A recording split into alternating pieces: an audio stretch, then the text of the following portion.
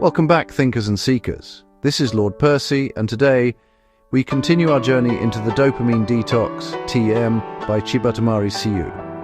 In the previous part, we explored what dopamine really is, the brain's drive for desire and motivation.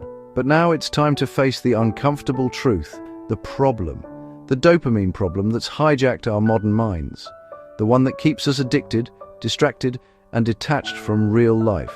So sit back, take a breath, and let's uncover what's really going on inside your brain. Look around you. Every sound, every buzz, every ping is designed for one purpose: to trigger your dopamine. Every platform you use, every ad you see, every product you touch is engineered to exploit your reward system. Think about it. Your phone lights up. You check it. A new message appears. You feel good, then it's gone. And you want it again. That's not curiosity, that's conditioning. The author, Chibatamari Siu, describes this as the age of overstimulation, a time when our brains, built for survival, are now overloaded by synthetic pleasure, and the result, we've become slaves to instant gratification. Every time you get a small burst of joy, from likes, junk food, or Netflix, dopamine spikes. But the problem is, when these spikes happen too often, your brain lowers its natural sensitivity. That means what once made you feel good no longer does. You need more to feel less. Your brain's baseline of happiness drops. You become restless, anxious, and bored more easily. And soon, even the simplest joys, reading, walking, silence, feel dull. You're not broken. You're overstimulated. Here's the trap. The more stimulation you consume, the less you enjoy real life. And the less you enjoy real life, the more you seek stimulation. That's the dopamine trap. It's a self-feeding loop, a cycle of escape that keeps you chasing false pleasure while running from discomfort. The author calls it the addiction to escape. We no longer seek fulfillment. We seek distraction. The moment we feel bored, sad, or anxious, we don't sit with it. We reach for a screen, and that constant avoidance kills resilience.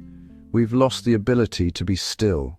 This is where the cost becomes real. Overstimulation doesn't just drain your focus, it rewires your perception of reality.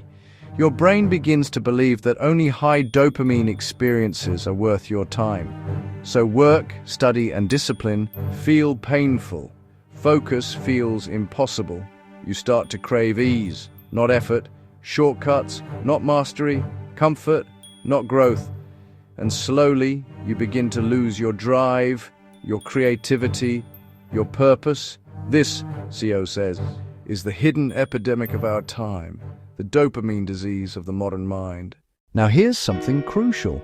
You can't fix a dopamine imbalance with willpower alone, because every time you resist temptation, your brain still remembers the reward. The memory of the pleasure remains alive.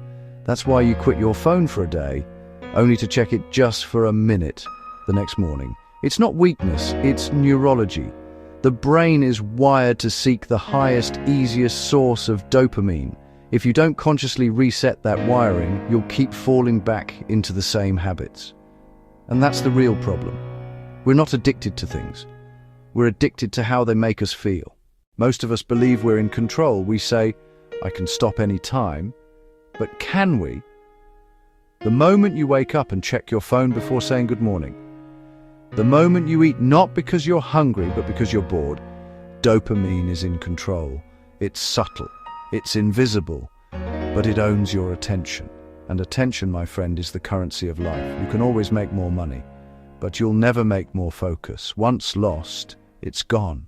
The first step of dopamine detox, TM, isn't to quit everything. It's to see the problem clearly, to recognize when your brain is chasing quick pleasure and avoiding slow progress.